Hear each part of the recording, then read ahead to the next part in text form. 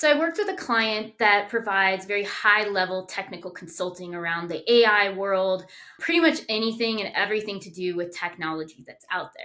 And one thing that popped up for them was they didn't know that after they hired a couple of employees that there were some key processes they had to have in place when hiring and also when paying them.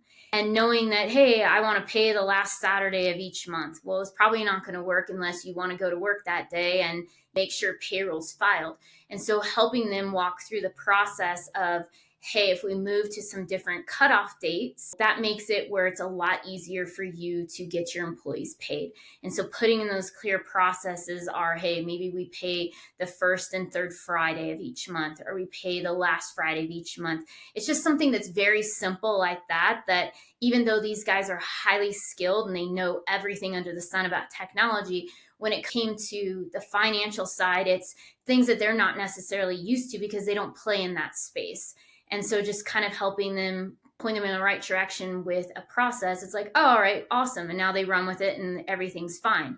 You can say the same thing about another company. They're in their third year of being a startup company and how they are starting to feel the pain because they were so opposed to putting processes in place. The owners of the company were like, we have this under control. We don't need processes. Our employees know what to do. And now it's starting to come back home and bite them way too frequently. And so we started 2 weeks ago building out what some of those processes look like around how does money come in? How do bills get paid? Who's our check and balance guy in between? And it's a really fun process to do because you get to know the ins and outs of your business at a very different level from what you may see on a day-to-day basis. And especially if you're the founder, you see things from the higher level and you have your subject matter experts that are in the day-to-day. And those are things that you may not be fully aware of, hey, I didn't know that they were doing these 5 extra steps, or this was a pain point for them and we need to change this. And that comes into view because you're going through evaluating what your processes are and putting them together. So, with everything, there's always pros and cons. We always know this, especially when there's newer technology that's out.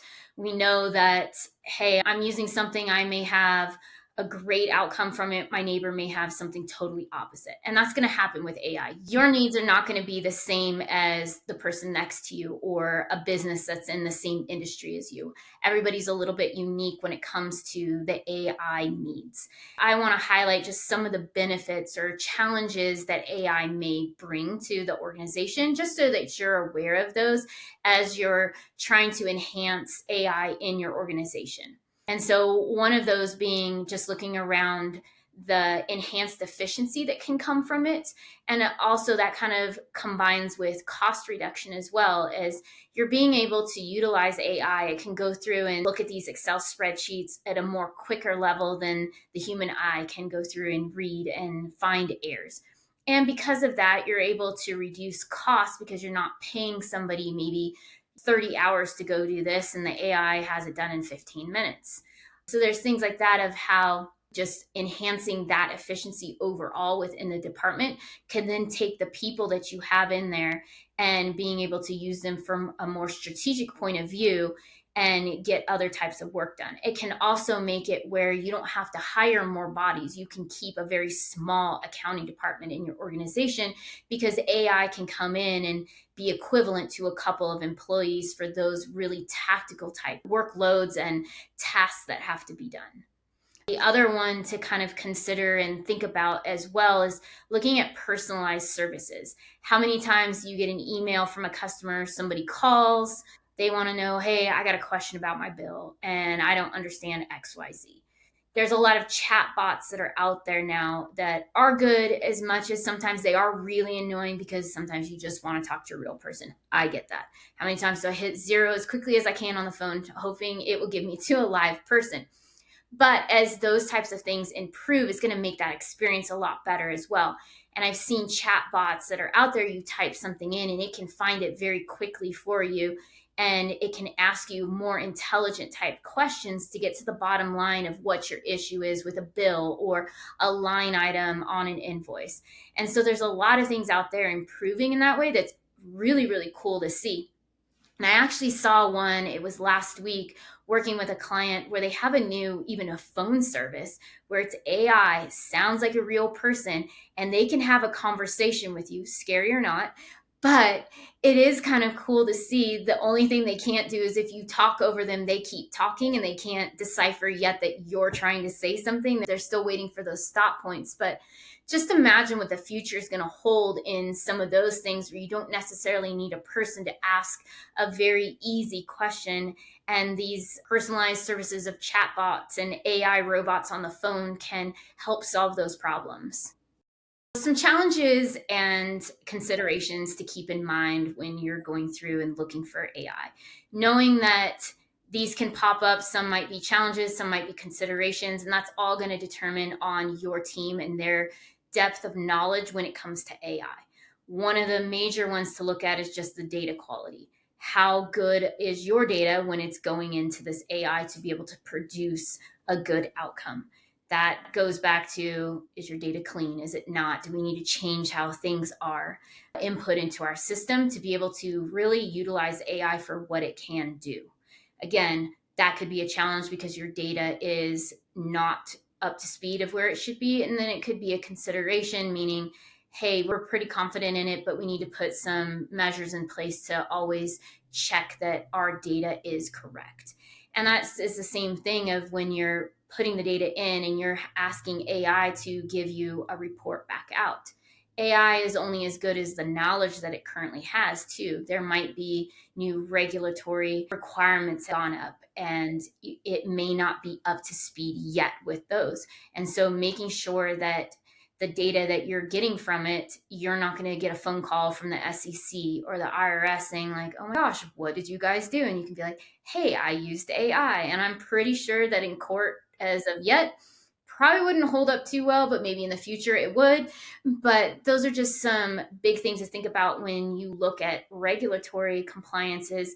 How does that AI come into play? Is it GAP compliant? Or is it compliant with international type accounting rules that are out there? You see, Europe has a whole different set of rules than the United States has. And how can it play and keep up with all of those? And lastly, just looking at how can the AI integrate with the current systems you have today. There's over 60,000 different AI solutions out there currently. And a lot of those can work for you. A lot of them can't work with you because of the current systems that you have today.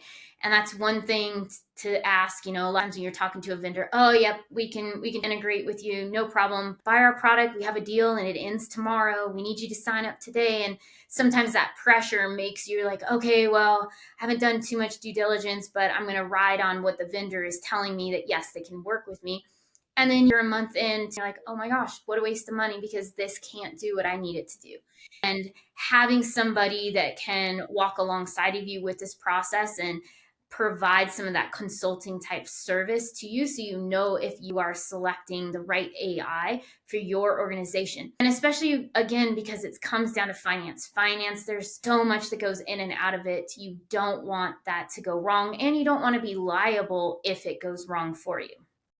So something to keep in mind is you don't need AI to clean up your data. You don't need AI to write all of these reports yet. Those are things that your organization can grow into over time. I think because it's such a buzz topic, everybody is talking about it. It kind of is that pressure of, so have you bought an AI yet? What AI are you using? I've tried this one. Have you tried this one? And there's all this just noise out there. And the best thing is to make sure that going through and cleaning up your data, you can do that manually. And sometimes that's a good thing to do because you're learning about what's really going on in your system.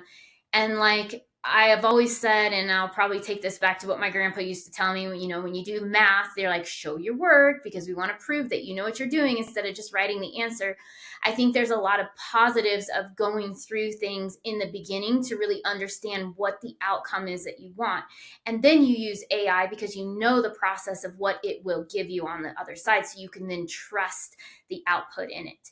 And those are something I think that's really important to keep in mind. And as always, I'm open to having a conversation with you about it. I know it can be overwhelming. When is the best time to bring AI into your small business? What does that all look like? And so as always, you can reach out to me Chrissy at ChrissyBarber.com. Feel free to direct message me on any of my social channels. And then feel free to subscribe to my YouTube and my LinkedIn, as I got tons of new videos coming out weekly, daily, all about what it means to be in the small business world from a financial technical consultant's point of view. So thank you so much for watching. I really appreciate it, and I will see you on the next video.